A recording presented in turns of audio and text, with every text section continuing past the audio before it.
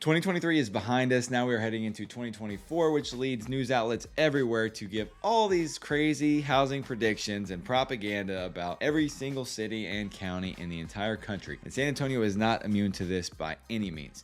There are multiple news outlets saying a variety of different things, such as housing market prices to fall in 2024 and housing market to be one of the coolest in 2024. And the big one that reads, Zillow says that San Antonio is going to have an ice cold housing market in 2024. Now, how's that for a headline to grab your attention? Well, not only do I disagree with this, I think Zillow is actually dead wrong when it comes to their prediction about San Antonio, and I'm going to tell you why today. Every year, Zillow predicts their top 10 hottest markets in the country when it comes to housing for the upcoming year. It's like any other site. Everybody's going to give their predictions of how things are going to go, and I'm not necessarily going to give you a prediction in this video. I'm going to give you some stats about where the market currently is and why this shows which direction it is likely to go in 2024. No idea where it's going to go, but Zillow normally ranks their top 1 to 50 markets in the looking at the 50 most populous metro areas in the entire country. Their top 10, 1 to 10 is their hottest markets, and their bottom are their coolest markets, right? Their top 10 this year are Buffalo, New York, of all places, Cincinnati, Columbus, Indianapolis, Providence, Rhode Island, Atlanta, Charlotte, Cleveland, Orlando, and finally Tampa. Those are their top 10 hottest. Now, the bottom 5, 45 to 50 or 46 to 50, I should say. Their bottom 5 starting at number 50 is drum roll, please.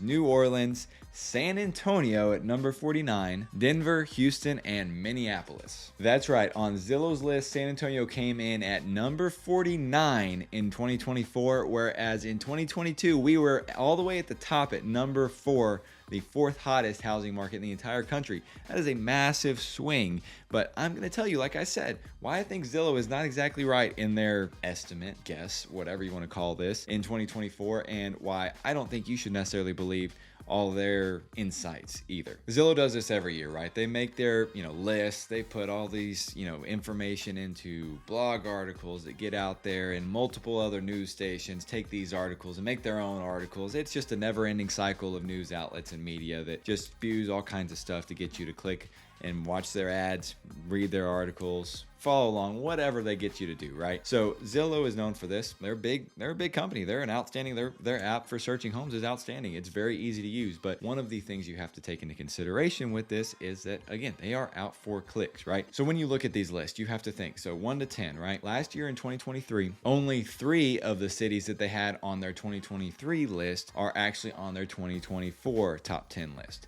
So if you think about it, 2023 is not very much different than what 2024 is going to be. I mean, it's very much known across the board. Interest rates are expected to maybe come down a little bit, but not very much. 2023, there was, high interest rates across the board all year. There wasn't really a whole bunch of volatility, upswings, downswings, except for when interest rates went up to 8%. Nobody's really expecting that again this year. So if everything stays consistent, 2023 should be very similar to 2024. So why would there only be 3 from 2023 on their list for 2024 if their list from 2023 was very accurate? Something to consider. None of the top 10 actually increased and went up on their list. They all fell in some way, shape, or form. Even the ones that stayed in the top 10, they all fell down the rankings this year. So this kind of just goes to show the unpredictability of these lists, right, that come up. In my opinion, if you were looking for real insights on the real estate market in a specific area, whether that's Cleveland, whether that's Buffalo, New York, whether that's Charlotte, Minneapolis, Denver, Houston, or San Antonio, you really need to talk to and watch,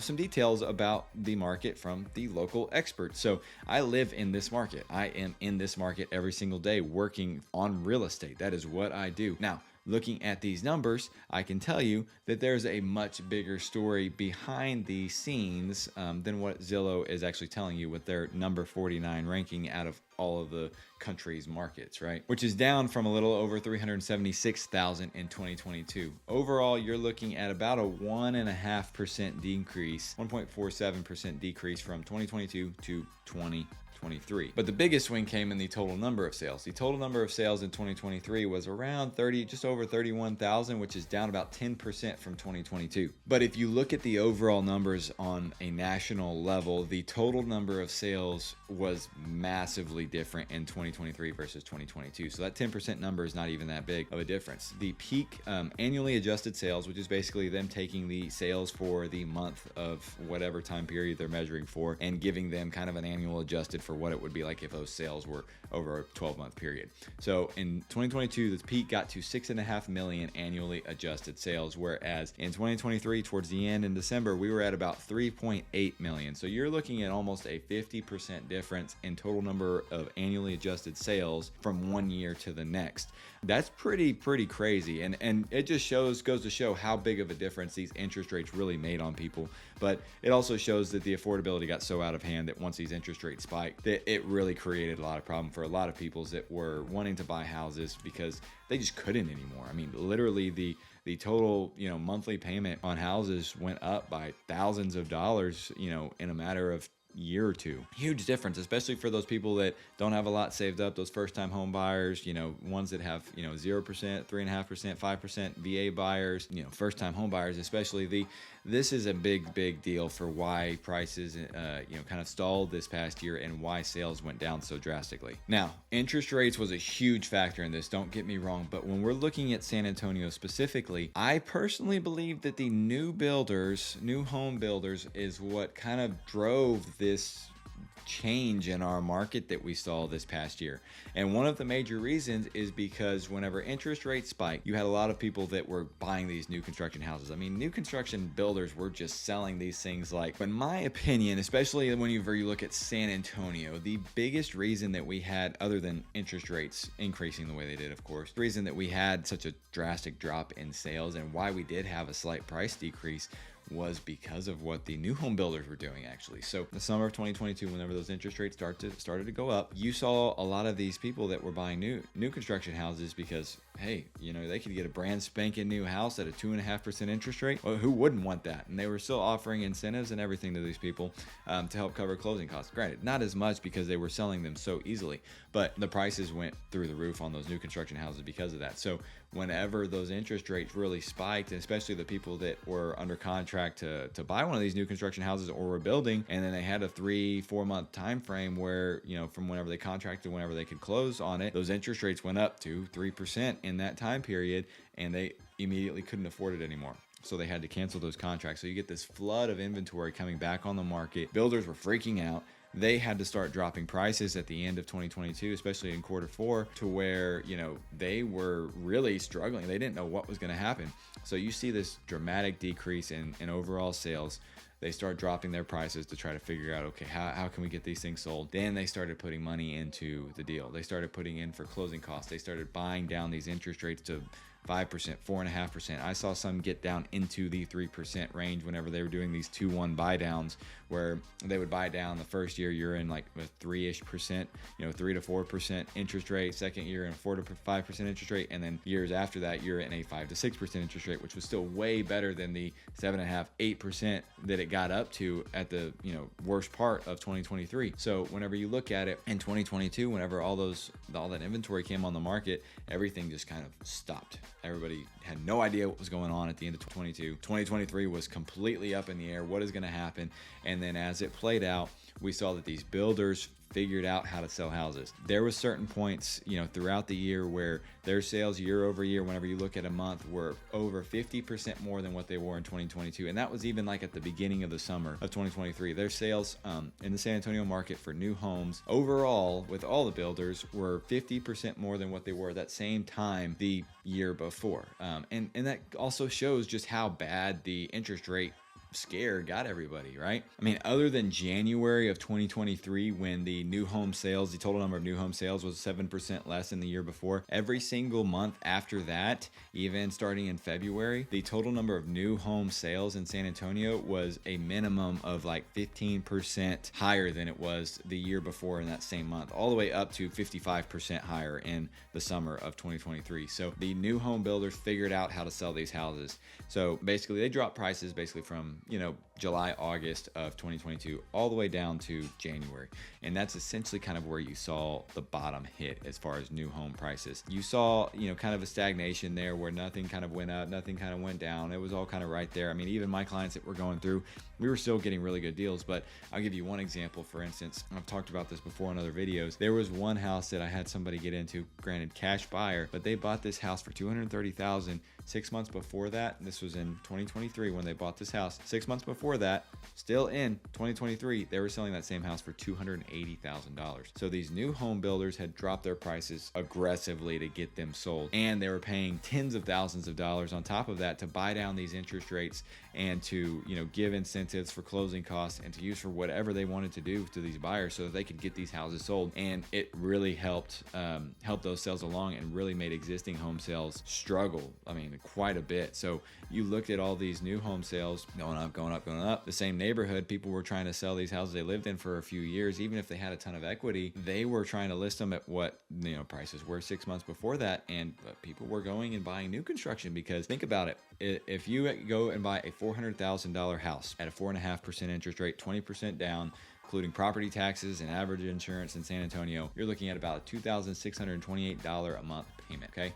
The same house, same thing, everything across the board at a 7% interest rate is over $500 more per month to get that same exact house. That's a buying power difference. If you take that $2,628 and go down you can get a $335,000 house. $65,000 in difference on your buying power. Why would you buy an old $330,000 house when you could buy a brand new $400,000 house? When looking at the numbers, the prices are just drastically. I mean, the type of house that you're getting is just drastically different, right? And this is what really caused prices to dip a little bit, was because you saw these existing homes have to drop their prices to accommodate the interest rates that the new homes were offering, and the new homes were dropping their prices. So you kind of get this snowball effect. It wasn't necessarily, people going out and buying fewer homes. Even though that was the case, it was only 10% less, which is not really a huge number. The overall, difference was this kind of snowball effect that I saw with these new homes versus existing homes. So it's these little intricacies that Zillow can't take into consideration, and through no fault of their own. They're such a big company, they can't spend the time to look at San Antonio like I can, and like people in my group can. You look at December, the existing home sales were still down about 10%, so about the same on par for the rest of the year, but their average price was actually up by 4%.